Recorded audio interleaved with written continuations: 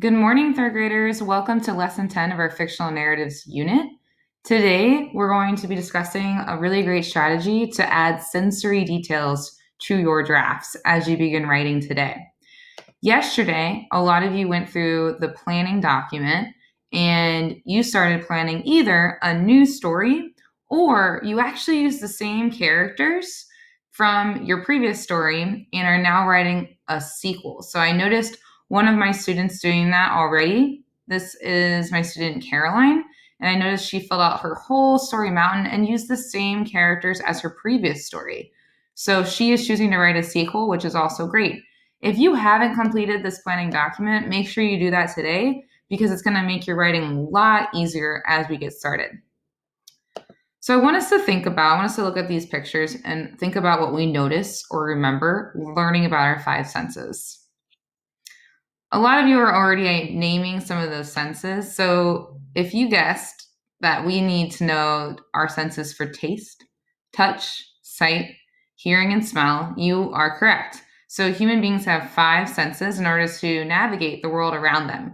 And as a writer, you really want to tap into these senses because the more you can describe to your reader what something might taste like or smell like or look like, the more your reader is able to paint a picture of what's happening and really feel like they're in your story. If you've ever read a really good book, sometimes what an author does really well is make it so that you feel like you're in the story. I often feel that way when I'm reading Harry Potter. I feel like I'm at Hogwarts having all these adventures alongside Harry because J.K. Rowling, the author, does a great job at tapping into my five senses. So today I want to teach you that writers use sensory details in order to connect to the five senses, which again is sight, sound, smell, missing a comma there, taste, and touch, to create an image or description for their readers. So we're going to practice this using only three of those senses, but just remember that there are two other ones you can practice with as well. We're going to start with sight. So sight helps the reader see what something looks like. This is very important in your writing when you're describing the setting or describing what's happening in your story. You want your readers to be able to see it as if they were there. Some of the words that appeal to our sight are the following. You can add in what color something is. Even just adding in a color will help your reader picture something. You might say words like sparkling, misty, shiny, shadowy, bright, glittery, wrinkled, or this is supposed to say worn. So those are just some examples of words that you can use to appeal to the reader's sight. Now, I wanted to practice this using my own example. Miss W and I are now writing a sequel, as you know. So I wanted to practice this with my introduction to our new sequel. Aldo is overcome with excitement and joy as the spaceship approaches his new planet. It was like nothing he had ever seen before. So as a writer, I really wanted my reader to know what Aldo was seeing. So in the next sentence I chose to write, I'm trying to tap in to the reader's appeal for sight. So I'm going to read what I wrote next, and you're going to listen for those words that are appealing to the reader's sight. The glowing red surface astonished him, and the shadowy craters left him in awe. Wow. Let me read that again, and I want you to listen for those words that I added, those sensory details that I added. The glowing red surface astonished him, and the shadowy craters left him in awe. I could have just said, the surface astonished him, but instead I chose to describe the surface so that my reader could picture it. So if you guessed glowing red for my sensory details, you were correct. Ooh, actually, I wanted to do this. You might have noticed another one too.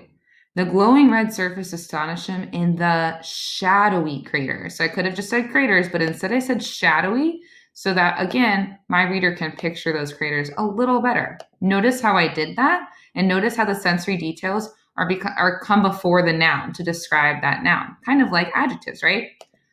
Okay, let's move on to another sense to see what we can do. Let's move on to sound. This helps the reader hear what is happening in your story. That can be really important, especially if it's an action-filled story. Some words that appeal to hearing could be buzz, howling, thud, sickle, creak, squeak, crash, hissing. So those words are really going to be helpful for your reader to understand what is happening to the character if they're hearing something, especially if they're on an adventure and hearing lots of sounds. You really want your reader to know what those are like. Let's try this again using my example with Aldo. The spaceship is nearly coming to a stop on the surface. So I'm going to think about what is happening to Aldo, what is he hearing, and how can my readers also hear that while they're reading it. So this is what I chose to add. This is my original sentence. The spaceship is nearly coming to a stop on the surface. Now remember, as I read this, be listening for those sensory details. Sirens wail inside the spaceship to prepare everyone to buckle their seatbelts. Ooh, a lot of you already noticed that wails, like sirens go, wee, wee. I wanted to make sure my readers could kind of hear that, picture that happening, so I chose to use that sensory detail. Aldo closes his eyes and listens to the cacophony of noise. Cacophony is a really fancy, almost high school word for just a lot of noise happening all at once, like. So I really like that word. Everyone can say it, cacophony. Cacophony of noise all around him until crash. And that's actually something cool called an onomatopoeia. When you hear crash, it's as if the word is saying what the sound sounds like. So crash is also a sensory detail. The spaceship lands and all is silent.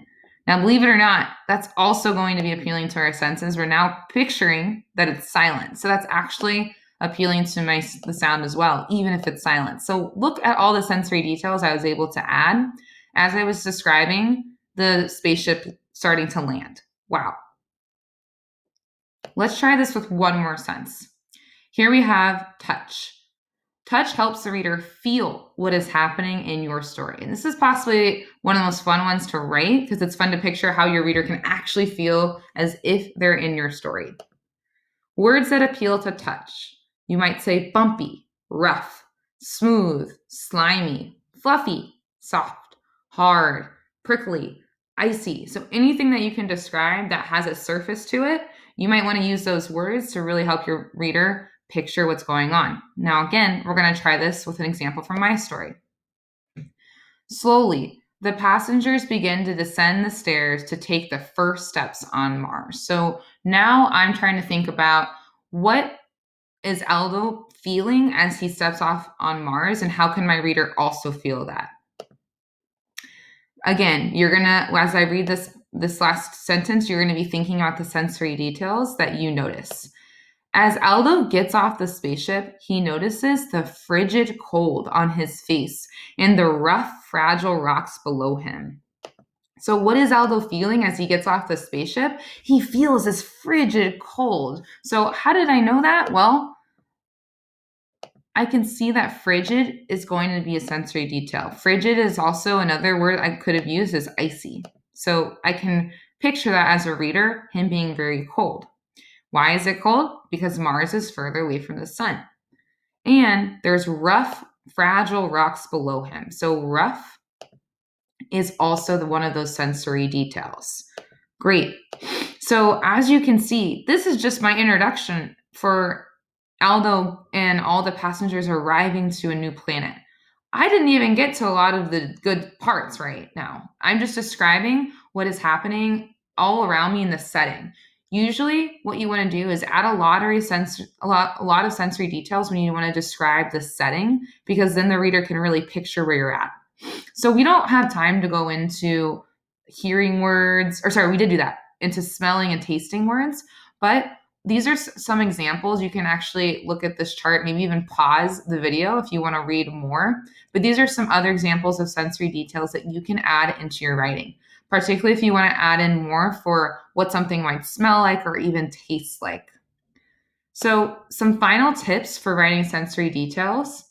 Number one, as you write, think about where you can help your reader feel as if they're in the story. So, especially like I said, when you're describing the setting, usually at the very beginning of your book, if you're on an adventure with your character and they're going to a new place, you're going to want to describe that cool forest that they're in.